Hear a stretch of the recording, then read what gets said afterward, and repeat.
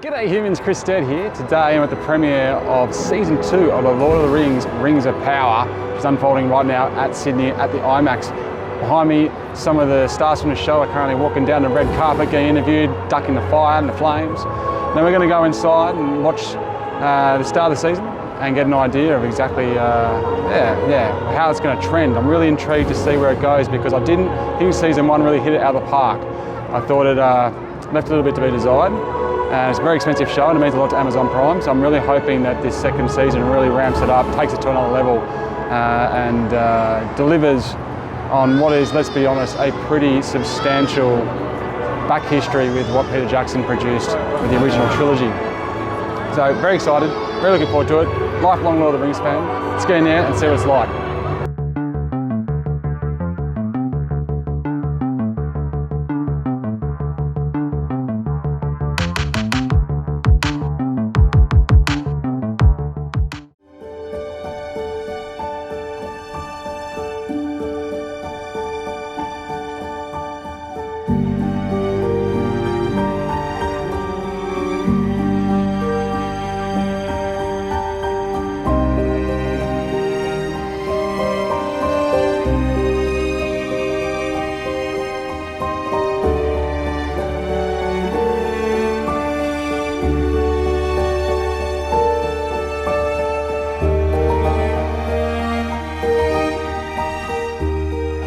Okay, so I'm just walking out of having seen the premiere of Season 2 of Lord of the Rings, Rings of Power, packing up behind me now.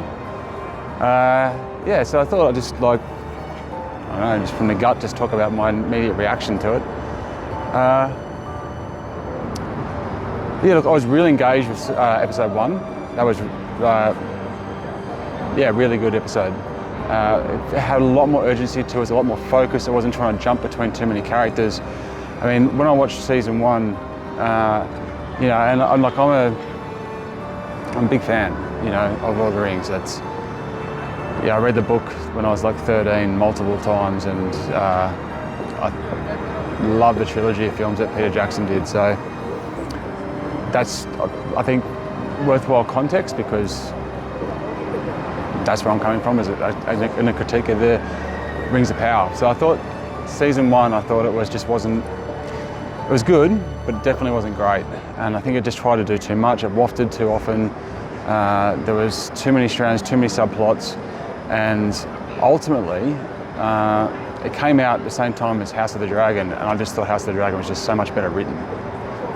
So taking nothing away from the production quality and all that type of stuff, performances, that kind of thing. Just in terms of an actual script, I thought House of the Dragon was just so much wittier and sharper and engaging.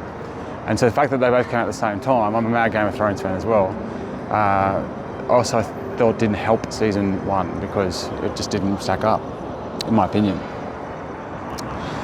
So looking into Season 2, I guess I want to see more urgency, better script, and just basically see the events move on a little bit better. And I feel like I just watched episode 1 and episode 2. So like I said, episode 1 was definitely more in that vein.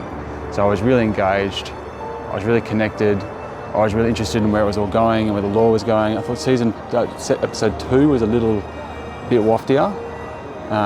It was still good. The production's quality is amazing. The sound was amazing. I mean, I was in the IMAX, but it was excellent. Performances are strong across the board. All of that's ticking boxes, right? And it's definitely must-see television. I am a bit worried though because as we move into the further episodes, they showed a bit of a clip of what was to come, and that clip was concerning to me because there was a lot they were trying to show off, a lot of characters and story threads where they just let lie in episode 1 and 2. They're obviously not going to let lie for further episodes, and I'm worried that's going to start muddying the water again. And just make things a little less focused, which creates less urgency. you know, like Lord of the Rings as a trilogy worked so well because there was this constant urgency, there was this constant end goal, we were going somewhere, and everything made sense in that regard. And so much of the lore was just assumed or subtle or organic in the way that it was put forward, whereas in the first season I thought there was so much work done in establishing this lore that wasn't assumed, that it just got bogged down and lost track and didn't quite resonate as hard as it could have.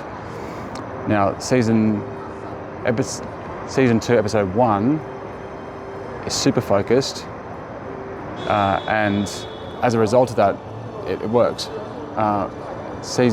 Episode 2 started to throw a few more strands in, started to kind of like cycle things into the storyline that potentially didn't need to. I mean, I won't know that for sure until I see the rest of it, obviously.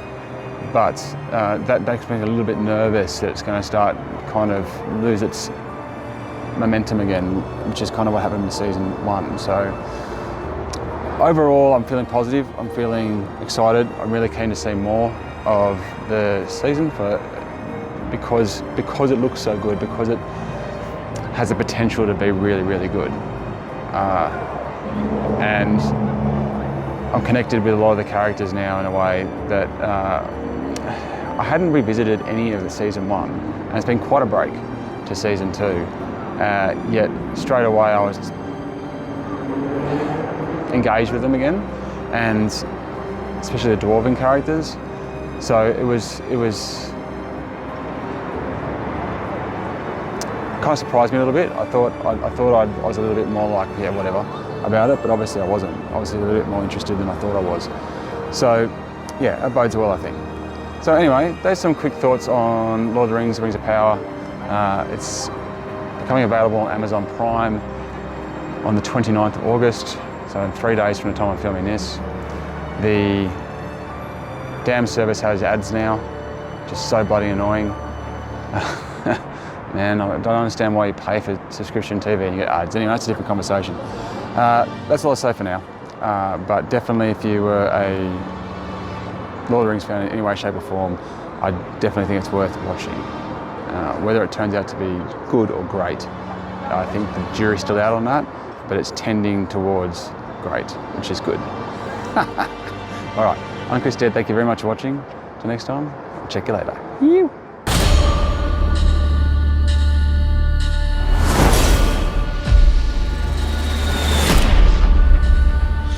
This is the work of Sauron.